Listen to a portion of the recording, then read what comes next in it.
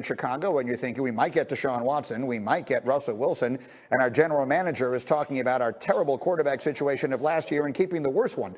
So, Kimberly Martin, what is the latest out of Chicago as far as you know and the Bears' pursuit of their next quarterback? Greeny, everything is on the table in Chicago. And I wouldn't read too much into a GM's comments because, as Mike Tannenbaum can tell you, my years of covering the Jets as a beat writer, GMs can say whatever they want to the media. They can say whatever they want, but they don't let us in all the time on what they're really thinking, right? No, I understand. Like you don't want to tell everybody what you're thinking. I get it. So praising a player, saying, "Oh, we love this guy." Next thing you know, said guy is out of town. So I think everything is on the table. But with Pace and Matt Nagy, they need to make a big move and have a big improvement at the QB position because they have, between Trubisky and Nick Foles, it has not been pretty, and they've wasted their defense. So hopefully for the Chicago fans, the Bears fans, they'll get their QB situation figured out. And I don't know if having Nick Foles at QB is the thing that's going to get everybody in Chicago supercharged up.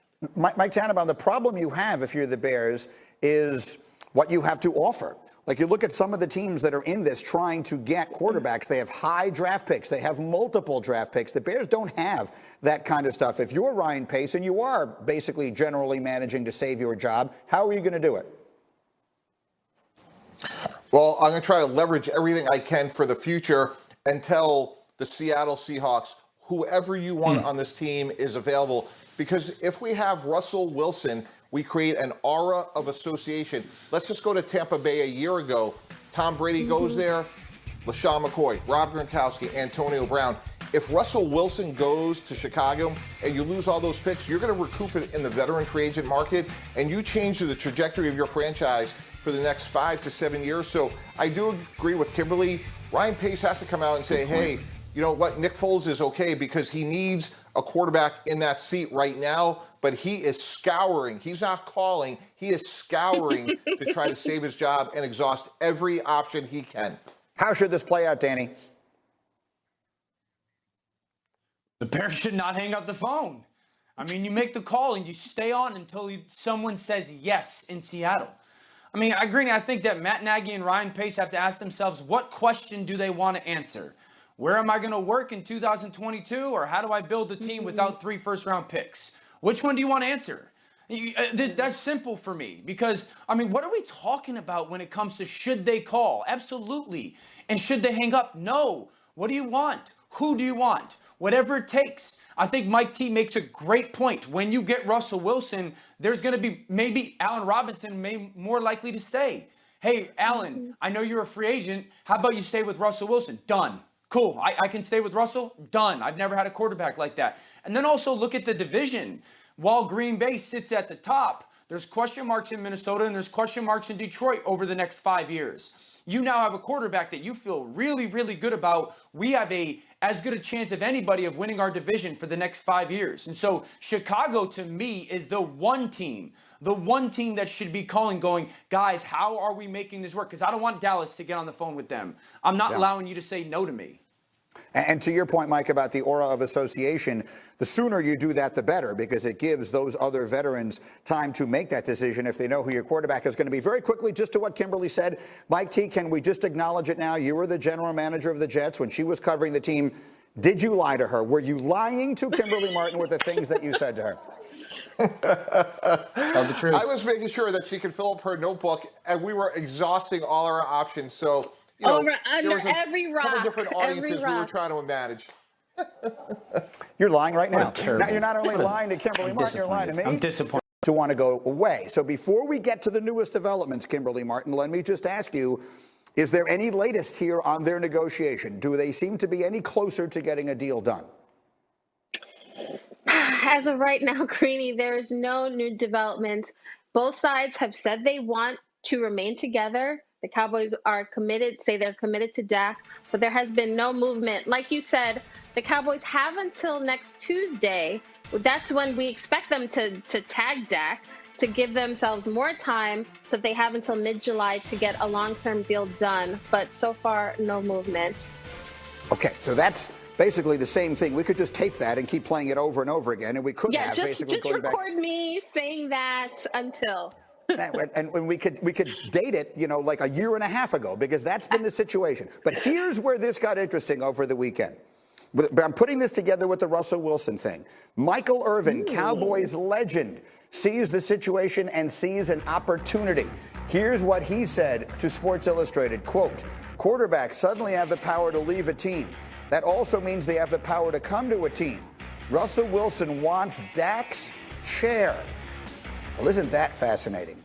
And so I sit here and I think this to myself. If you're Jerry Jones, you have so messed up this negotiation. You have backed yourself into a corner. You literally have zero leverage in this thing with Dak. But then a miracle falls into your lap. If they could trade for Russell Wilson, whether it was involving Dak or even letting him walk, Russell Wilson for the next 3 years cost you $70 million. That's 2 years of Dak on the franchise tag last year and this.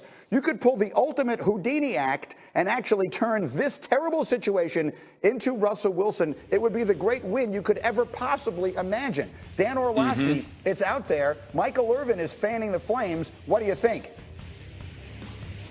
I love it. First of all, the Cowboys would finally have the player that matches the star. The bright lights of Dallas. Listen, if anybody thinks that the Cowboys aren't or shouldn't be thinking about this, respectfully, you're out of your mind.